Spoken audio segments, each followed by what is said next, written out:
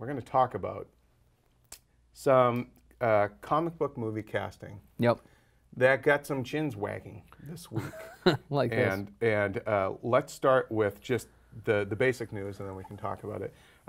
First was that Andrea Riseborough, who you might know from Oblivion, has been cast as Top Dollar in the remake of The Crow. Now, Top Dollar in the original was a guy. He was played by Michael Wincott. Awesome. Oh, yeah. Is that guy with that voice? Love that guy. Kind of looks like Dennis Leary. Nah, he's awesome. And then the Shouldn't he just be in everything? He was awesome. He's one of those actors I would love to meet sometime. Yeah, for sure. But Andrea Riseborough is going to play a female version of Top Dollar. Well, now we also get word that Tilda Swinton, the one and only Tilda Swinton, is in talks with Marvel to play the Ancient One in the Doctor Strange movie. Now, the Ancient One in the comics, if you don't know, he was an elderly Tibetan male. Yeah. And now he's going to be this sort of eccentric English white woman. Yeah.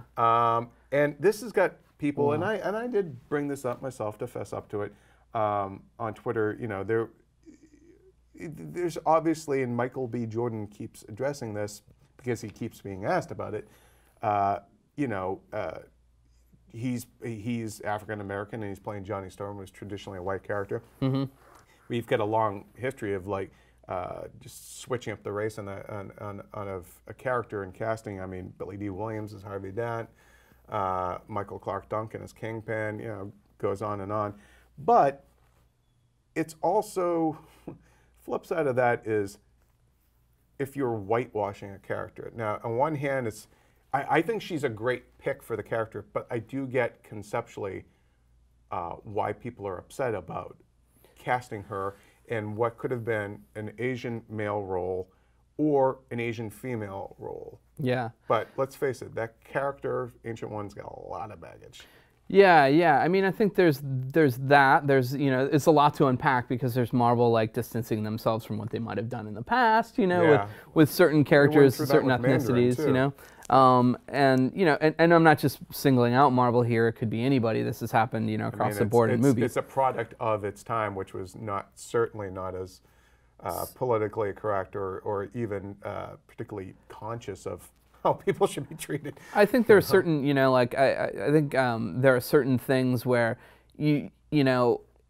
There's certain ones that you kind of are like, well, you know, you don't want to make Akira necessarily with all white actors. That just makes no sense. That's the problem a lot of people have with Ghost in the Shell. Too. Yeah, so Ghost in the Shell, it's, you know, I think I've talked about this before. Ideally, you would want that character to be, you know, represented by an Asian actor. But I think pragmatically, looking at it just from a studio perspective, like, and I'm not putting a value judgment on what they should or shouldn't do, you know, sort of morally or ethically. Right. I'm saying from a money perspective, you're going to cast Scarlett Johansson if she's willing to do it, you know, because she's been proven in Lucy, all this stuff. Oh, yeah. Should you cast an Asian actor? Probably. It was, you know, that's how the character was conceived.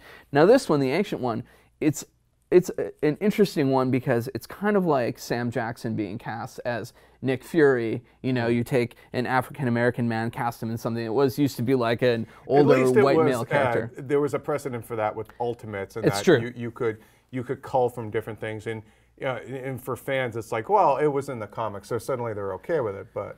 This choice is interesting too because of what they did with the Mandarin, and that's what makes it a little bit more complicated. I agree. I think Tilda Swinton is a good choice for this character if you're going to go that way because she is she's slightly androgynous, you know. She's very ethereal. She seems very timeless, very ethereal. She's been cast in numerous roles like this before. I mean, she was the White Witch in the Narnia movies, and she actually, I mean, the closest thing is that she played Angel Gabriel in Constantine, right? In the movie Constantine, not the show. And she, you know, I feel like she easily sort of slips into male roles where it's like that, you know, if you're going to do a gender swap, you hardly have to rewrite the script. No, but I mean, it's like she can sort of like a chameleon into any role, so I think it's like you believe her of not being of this earth too, because she's one of the strangest cats out there, and I mean, I love that about I love that about her. Glass case or something. Like, I mean, come on, she does seem to fit in that world, and I'm sure she'll find like a very cheeky tone for the character. However, to kind of get back to the larger point, it's also, you know, Marvel is in kind of a no-win situation here, because if you cast an Asian male and you just keep it to the comics, that is a stereotype character, the wizened old Asian mentor. Batman Begins kind of got away with that a little bit in how they switched up Ra's al Ghul. Granted, again, spoiler, Ken Watanabe was playing like a phony Ra's al Ghul. I actually thought of Ken Watanabe for this because I think was up for it at one point. He brings that sort of like middle ground. You know, it's not like the stereotypical, long white beard kind of thing. He is, sort of like a good character to put in roles like that. Or a good actor to put in roles like that. They were looking at male actors before. It was Watanabe, it was Bill Nighy, and Morgan Freeman. And I'm glad. I would prefer to see Tilda Swinton. I guess my initial thought was that there are so few roles for women of color in any movie, let alone these huge tentpole movies, that it's kind of like half the battle won. Okay, an actress got a major role in a big Marvel movie, and she's a great actress, and everyone loves her, but she's white. So, I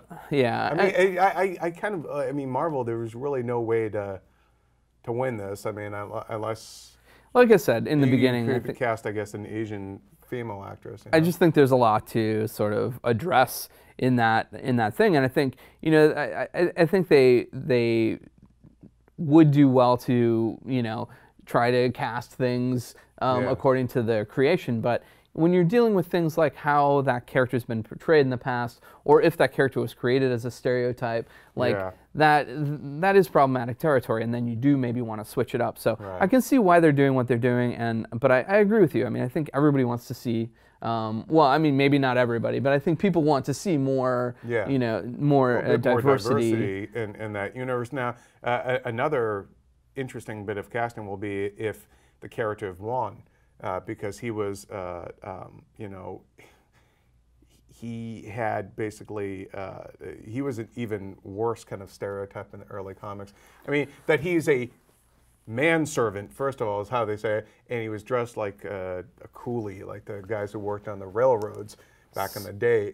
And so the 70s Doctor Strange movie, actually, there's a little bit of a precedent for how they're doing it with the Doctor Strange movie now, in that they made the Ancient One basically more of a Merlin type in that, and it was a British actor, I think it was John Mills, and they made Wong very contemporary Asian American guy who was more of almost like the partner to a cop, if you will, like he suit and tie, and like I think that's an interesting way to go. I think they probably will do something like that, and I think probably that hopefully that'll make this a little more.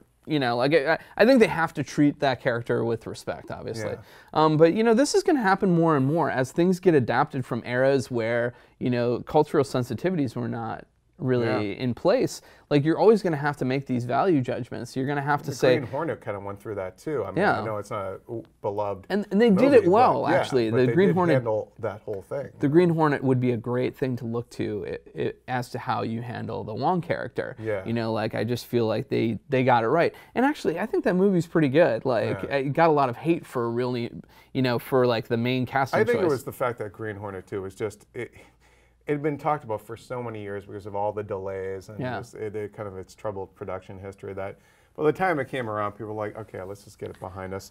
Honestly, that movie and The Spirit, I feel like were movies that nobody was really asking for, and then they just dragged out the production for both those movies for so long that by the end you were just like, okay, show it to me. Okay, fine, I'm gone. I did a set visit for The Spirit back in the day. Yeah, it was even on set we're like, oh God, what's going on here? but I got to see Sam Jackson rocking a chinchilla coat. Well, I mean, that's all you need, really. I was pretty happy with that. Within feet of him. We want to know what you guys think of the casting of Tilda Swinton. Well, it's not set in stone yet. She's in talks. Maybe it'll fall apart for different reasons. But what do you think about Tilda Swinton as the Ancient One? Maybe they'll cast Melissa McCarthy, and then everyone will be happy. Everybody will be happy. But also just the gender switcheroo of these villains. in The Crow and well, not villain characters, but you know, I mean, the gender switcheroo of these traditional male characters, and just overall your thoughts on how Marvel, how do you think they're handling this? Yada yada. Let us know in the comments. All things Doctor Strange. Keep it here on IGN.